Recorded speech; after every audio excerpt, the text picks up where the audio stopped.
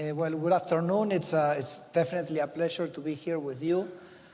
I missed my first cabinet meeting after the elections on last Sunday, but I'll forgive Juan and Ana who invited me. No, I'm very happy to be here. They asked me to talk about deregulation in 15 minutes, so I'll do my best. I'll give you a little bit of background about Milei's government. I'm going to start with that. I would say we have four main themes in this government. The first one is fiscal austerity, the idea that Argentina has to have a fiscal surplus, that most of the problems of Argentina have been the result of pervasive and persistent fiscal deficits.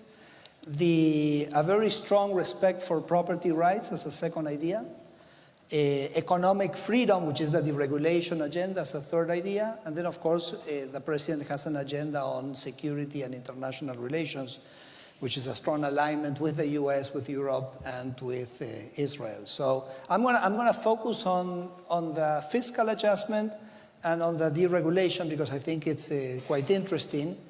As you can see in this slide, we inherited a fiscal deficit of around 5% of GDP, and we achieved a fiscal surplus in 1 month. A reduction of government expenditure of 30%. The president has kept a fiscal surplus throughout the last 2 years. Now Argentina is one of the 5 countries in the world which has a fiscal surplus. And the president is totally committed to this objective. And I think the idea that the way that Milei implemented this fiscal adjustment challenges our view on fiscal policy on, I would say, 3 different grounds. The first one is how fast and how much you can do. Because when we came to the government, people said, well, maybe you can do 1% per year, and then over 4 years you can adjust it. And he said, no, 1% per year, no. We're going to do 5% in 1 month. And for that, you need to think a little bit out of the box, touch things that maybe you thought were untouchable, but then when you touch it, nothing happens. Okay, so I think that is how much and how fast is kind of perhaps one provocation and one thing that he forces us to think about. The second is that there's, I would say, like a common wisdom that if you do a fiscal adjustment, you're going to have to pay an output cost. And with the president, we didn't think that was true at all, because when every penny, every dollar, every peso that the government spends is a penny or a dollar or a peso that the taxpayer has to pay.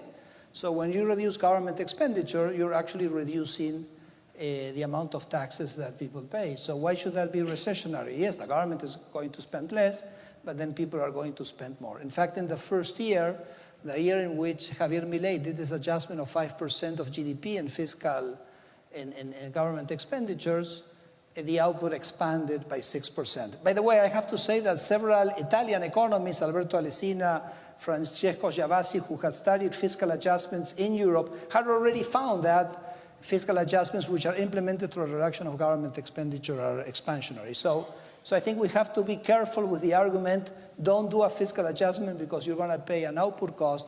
If the fiscal adjustment is done through a reduction of government expenditure, it's most likely to be expansionary. And the third, which I think is the most interesting, is that people say don't do a fiscal adjustment because you're going to become unpopular. And we say, how can you become unpopular if you're reducing taxes on people? Actually, fiscal adjustment is the most popular thing that you can do, because fiscal adjustment, maybe it's unpopular for the politicians, which got the money from the people and were deciding how to spend people's money. But giving back that money to people, that certainly is very popular. In the case of Argentina, this 5% reduction in government expenditure implied, for example, that we eliminated the inflation tax because we eliminated the deficit, we eliminated the money printing, which was financing the deficit, and that allowed us to move 12 million people above the poverty line in just 1.5 years. So again, kind of another thing that I want to share with you is fiscal adjustment, maybe the most popular thing that you can think out. So I think that's kind of interesting. Let me move to the second point, which is deregulation or economic freedom.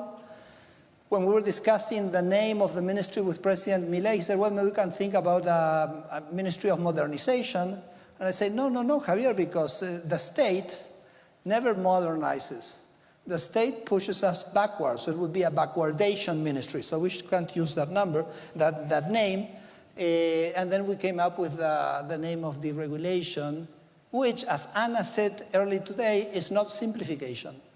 Because the president says, never, he told me, never think of simplifying a process without asking yourself first if that process should exist or not. Okay, so go to the deeper question, ask yourself if this thing needs to be there or not, and then you can start doing your work.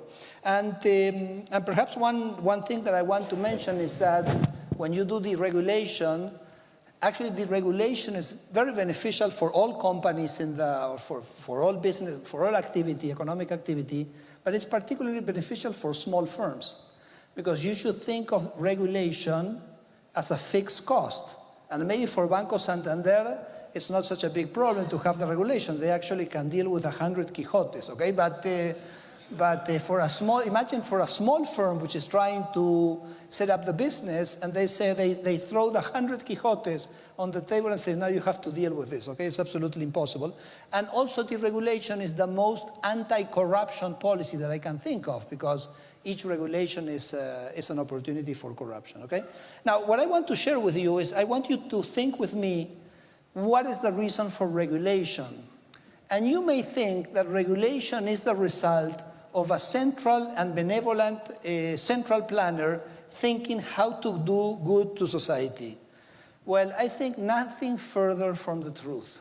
I think regulation is most of the time the result of interest of the bureaucracy or the result of interest of economic power that use the state to build a regulation which protects interests. So I think the baseline is not to think that regulation is good. I think the baseline should be to think that regulation is bad, or at least, I mean, I come from Argentina, and Argentina is pretty much messed up than Europe and everything, so I don't know how much this extrapolates. But I want to challenge your intuition on this with one example, which is that dramatic difference that we find in our belief on the need for civil liberties and the belief that we have for economic liberties. So let's think of one contract which is very fundamental for people over their lives, which is marriage, okay? It's an important contract, okay? You signed during your life. So because we believe in civil liberties, we tend to think that the state has no say in telling us who we should marry. The age of the people we should marry, being of age, correct? The sex of the people we should marry, the wealth of the people that should marry, the character of the people we should marry, that is an individual decision. So now let me propose to you an alternative definition for the marriage market. So in this definition, alternative setup, there's going to be a registry of potential brides and grooms, okay? So you have to register in a list, oh, I want to get married, oh, I want to get married. Then, because this is such a fundamental contract that you can't let people to decide on this on their own, it's kind of too dangerous to let them do that, the government is going to create an agency to generate matches. And there's going to be a government agent which kind of does the matching between the people. And if this matching agent paid by the government, or you have to pay to this guy, achieves a match, then you have to abide by a contract which tells you, written by a bureaucrat, which tells you who washes the dishes, who takes the kids to school, etc., etc., etc. Okay? Okay, we would say this is totally absurd, correct? Totally insane. And we're talking of a contract which is very fundamental. Yet, if I want to buy insurance, that's the setup I have. But buying insurance is an adult trying to reduce their risk. And we say you can only do it if you buy insurance from someone which is in this registry. You're going to have to hire an insurance producer, which is a guy authorized by the state to teach you and protect you how you contract insurance, and then you have to abide by a contract written by the Superintendency of Insurance of what this insurance contract looks like. And I say, why? Why for marriage? We think that it's something that we have to decide freely, and of course, a lot of people may fail in this decision, correct? But if we want to do insurance, which is a contract to reduce risk, we think we have to put all this regulation on top of it. It just doesn't make any sense to me, okay? So that's kind of just to get us thinking, okay? on is it really, we need regulation on all these things? Okay. I think if you want to be consistent, then we should regulate marriage. I don't know. And there's a lot of regulation which is the result of business interest. For example, Argentina, you know, is a very wide country. It's 6 times the size of Spain with the same population. When Milei got to government, the provision of satellite internet was forbidden. Say, why was it forbidden? Well, because there was a local internet producer that didn't want the competition from Starlink. Okay? So the regulation is not because someone was thinking, oh, it's good for Argentines not to have access to satellite internet. No, there was something that didn't want Argentines to have access to satellite internet. So Javier Milei, what he did in his 10th days in presidency, he eliminated that restriction. This is the number of Starlink clients in Argentina. In 2023, it was 0. Of course, there was no one. 2024 and 2025, 1 million people in Argentina today have access to internet through this. Government spending 0 pesos, just letting the market freely provide the services, okay? Now, let me just, because I have only 3 more minutes left, so let me just say that in order to generate I'm going to give you a couple of examples, but before that, before we pushed with the regulation agenda, we worked 2 years before Milei became president in a process where we reviewed all the laws of Argentina. I was a professor at Universidad de San Andrés, so I sat with a team of 7 people and we started reading. And we classified the laws in laws that should be okay, that are okay, laws that should be repealed, and laws that should be changed. Okay, and I developed a methodology to do this. The result was what you're seeing here. The pile on the left was the pile of laws that had to be eliminated. The pile on the right was the pile of laws that had to be changed. And, well, that was the change you had to do, in my view. And I think in politics, the person who wins the debate is the person that puts the paper on the table. You know, says, oh, this is what has to be done, and this is the way you do it. And I wanted to make sure that the president of Argentina, when he got into office, had the papers on the table, could execute, could act upon them. And then what these 2 piles of paper became 2 pieces of legislation was an executive decree that Milei launched his 10th days in government, which deregulated ample sectors of the economy. I'll give you a few examples in a minute. And then the second was a basis law that we discussed for 8 months in Congress and also implemented an additional number of deregulations.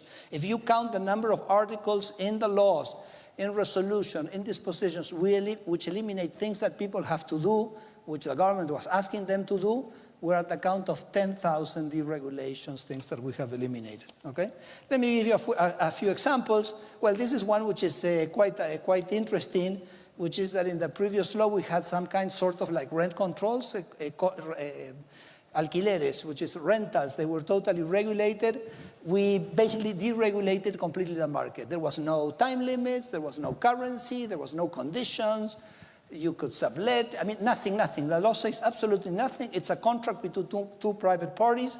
And the decree of Milei, you see there, DNU Milei, that's the decree. And the orange lines is the supply of apartments in the rental market. The real price of rentals fell 30%, and this was a tremendous success. Another example that I want to give you is that we basically allowed for very small airlines. You have a plane with 6 seats, or you have a plane with 12 seats, or you have a plane with 19 seats. Well, call me.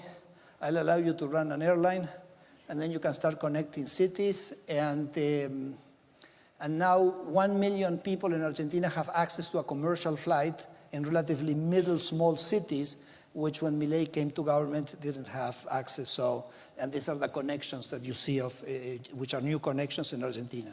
Let me give you 2 more examples and then I'll finish. You know, Argentina has a beverage called yerba mate. I don't know if you've heard about it. It's like an energizant, like a substitute for Red Bull. Let me do a little bit of marketing for my country. Okay? And it's a very competitive industry, hundreds of producers, hundreds of brands, everything. So what does Argentina do when you have a competitive market? Well, you transform it into a monopoly. Okay? This is the things the state do. This is what governments do. So they basically created an institute where all the producers could get together and then push the price up to twice the market price.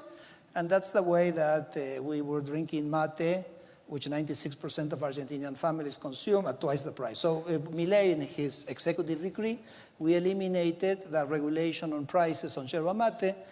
The price of yerba mate fell 44%, so it's a very significant fall.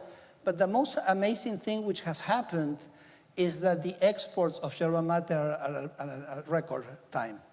Because I told the yerba producers, your job is not to charge the Argentine consumer twice the price of yerba mate. Your job is to conquer the world, because if you have a product that you send to 96% of Argentinian families, why couldn't you sell it to 10%, 15% of families in the US, okay?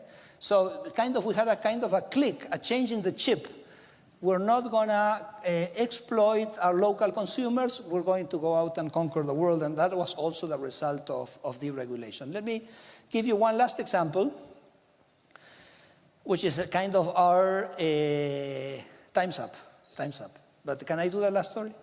Okay, so this is kind of our, let's say, our story. You know, I basically open up my email and tell people, write to me and tell me how the state is making your life miserable, okay? And this is the way I say it in TV, okay?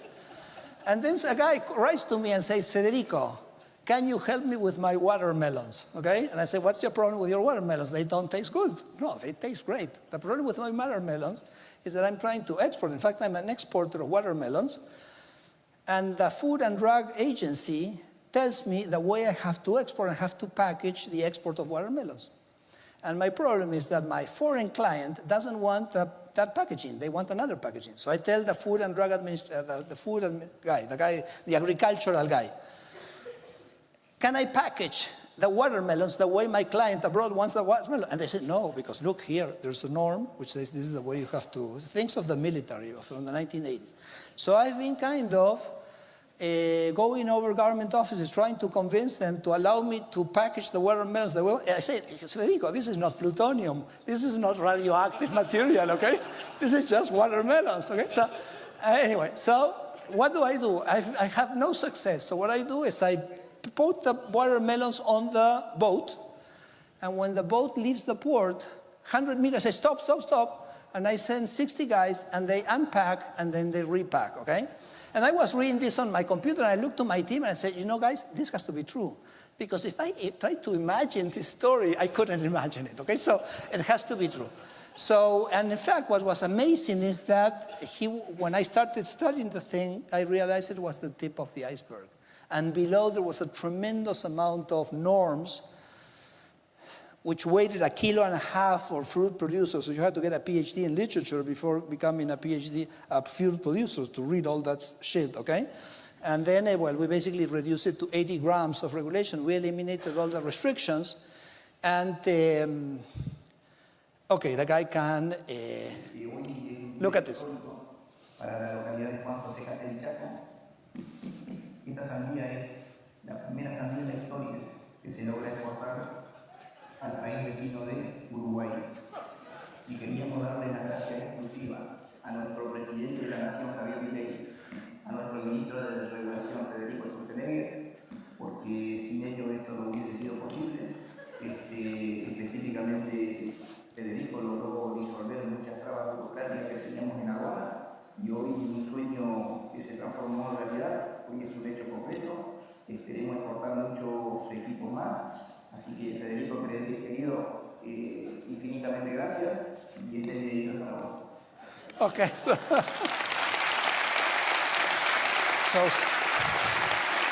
so small firms, big firms, this could not exist because of the intervention of the state. So that's why Javier Milei says, look, Maduro already used this. If not, your ministry should be called the Ministry of Happiness, okay?